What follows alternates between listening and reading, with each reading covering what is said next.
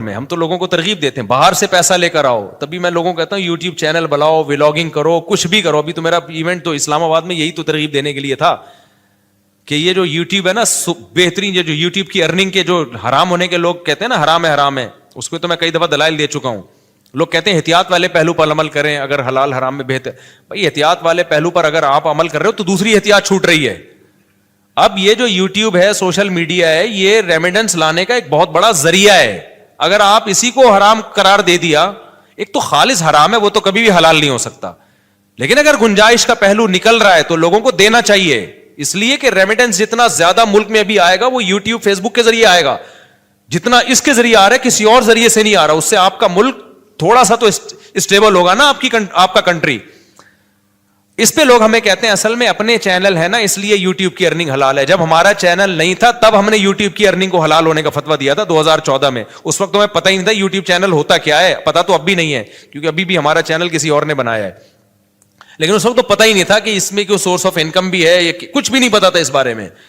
تو اس وقت ہم نے جائز ہونے کا فتویٰ اسی وجہ سے دیا تھا کہ بھائی اس میں دونوں پہلو نکل رہے ہیں, لیکن جائز ہونے والے پہلو کو ترجیح دی جائے گی, کیونکہ اصل جو یوٹیوب سے آپ کو ارننگ ملتی ہے وہ پروڈکٹ کو پروموٹ کرنے کی ملتی ہے.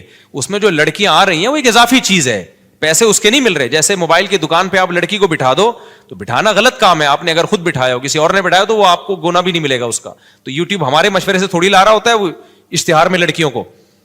تو آپ نے اگر موبائل کی دکان پہ لڑکی بٹھا دی ہے تو لڑکی بٹھانا غلط عمل ہے, لیکن اس سے آپ کی ارننگ تھوڑی حرام ہو جائے گی, کیونکہ لڑکی دیکھنے کے پیسے تھوڑی لوگ دے رہے ہیں نا. آپ کو نہیں آ رہی سمجھ میں میرا خیال ہے. اب دیکھو آج کل لوگ کیا بڑی غیر اخلاقی حرکت کر رہے ہیں کہ ان کی دکان چل نہیں رہی ہوتی تو کسی حسینہ کو لا کے بٹھا دیتے ہیں موبائل شاپ پہ. آپ کو پتا ہے قوم ٹھرکی ہے, شادیاں وادیاں تو کرتی نہیں ہے, تو کہیں سے بھی ان کو اسمیل آ جائے نا کسی لڑکی کی تو وہاں پہنچ جاتے ہیں.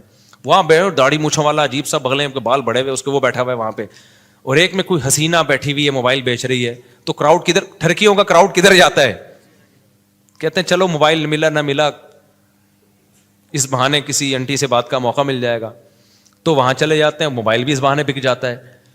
تو یہ غیر اخلاقی حرکت ہے نا. لیکن کوئی مفتی یہ نہیں کہے گا کہ وہ جو موبائل فروخت ہوا ہے اس کی ارننگ حرام ہو گئی ہے, اس لیے کہ ارننگ اس لڑکی سے بات چیت یا بد نظری کی نہیں ہے. اس کو جو پیسے مل رہے ہیں وہ اس موبائل کے عوض میں پیسے مل رہے ہیں. تو یہ عمل غلط ہے کہ آپ لوگوں کو غلط طریقے سے کھینچ کے لا رہے ہو, لیکن اس سے ارننگ حرام نہیں ہوگی. اور یہ بھی عمل جب غلط ہے جب آپ نے کیا ہو. تو یوٹیوب پہ جو مونیٹائزیشن کے بعد آپ کو پیسے ملتے ہیں وہ کمپنیوں کی پروڈکٹ کو پروموٹ کرنے کے پیسے ملتے ہیں. وہ پروموٹ کرنے کے لیے لڑکیوں کو بھی بیچ میں گھسیڑ دیتے ہیں وہ. تو یہ غلط کر رہے ہیں, لیکن یہ آپ غلط نہیں کر رہے. یہ کون غلط کر رہا ہے؟ یہ گوگل غلط کر رہا ہے. تو گوگل ہمارے پاس ہوتا تو ہم نہیں کرنے دیتے اس کو. تو یہ آپ کے اختیار میں تھوڑی ہے. اس کی مثال ہے آپ نے کرائے پہ کسی کو دکان دے دی موبائل بیچنے کے لیے, آپ نے کہا بھائی مجھے اتنا رینٹ چاہیے, اس نے لڑکی لے جا کے بٹھا دی. لوگ کہیں گے آپ کی دکان میں لڑکیاں بیٹھی ہوئی, آپ کہیں گے بھائی یہ میرے اختیار میں نہیں ہے, یہ میں نے کسی کو رینٹ پہ دی ہوئی ہے, اور میں نے شراب کی دکان نہیں کھولی, اس پہ شراب بیچنے کی اجازت نہیں ہے. اب وہ بیٹھا ہے, یہ اس کو سمجھاؤ, تبلیغ میں سیر روزہ لگواؤ اس کا, تاکہ وہ یہ کام نہ کرے. تو یہاں بھی ایسا ہی ہو رہا ہے. تو اس لیے مفتی کا کام ہوتا ہے, جو مفتیان کرام ہوتے ہیں ہر پہلو سے فتویٰ دو. ہمارے پاس 2013-14 میں یہ یوٹیوب کی مونیٹائزیشن کے سوالات آئے تھے. اس وقت علماء کا پینل بیٹھا تھا پوری ڈیٹیل کے. اس وقت ہمارا کوئی چینل نہیں تھا, نہ ہمارا ارادہ تھا, اور 2-3 سال کے بعد بھی لوگوں نے بتایا کہ چینل آپ مونیٹائز کر لیں. میں نے کہا چھوڑو یار, ہمیں کیا پیسہ کمانا ہے یوٹیوب, ہم وہی ہمارے تو پراٹھے پورے ہو رہے ہیں. تو پھر بھی نہیں کیا ہم نے مونیٹائز. لوگ کما رہے تھے, ہم نے کمانے دیا ان کو. اس کے بعد پھر یہ جو ایڈمن ہے ہمارے یو ایس اے میں احمد طالب, انہوں نے 18 میں چینل بنایا, انہوں نے خود یہ مونیٹائزیشن کی ہے. مجھے تو مونیٹائزیشن کا لفظ ہی کئی دنوں کے بعد جا کے یاد ہوا تھا کہ یہ کیا ہوتا ہے. پھر پیسہ بھی انہی کے پاس جاتا ہے. انہوں نے کہا ہم نے وہ لوگ رکھنے, امپلائیز رکھنے چینل کو گرو کرنے کے لیے. تو اگر پھر بھی میں نے بھی بنایا ہو تو اس میں یہ الزام کہ چونکہ اپنے چینل مونیٹائز ہوئے ہوئے اس چکر میں انہوں نے مفتیوں نے حلال ہونے کا فتویٰ دیا, تو یہ بدگمانی ہے.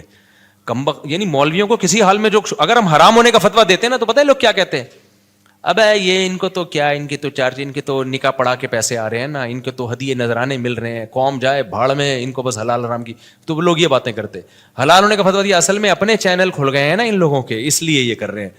تو وہی ہے ملامتی فرقہ ہے مولوی تو کسی حال میں. اور کچھ مولوی ایسے ہوتے بھی ہیں, 2 نمبر بھی ہوتے ہیں, لیکن ہمارے ہاں جو فتویٰ دیا گیا ہے وہ اس کسی لالچ کی بیس پہ نہیں دیا گیا.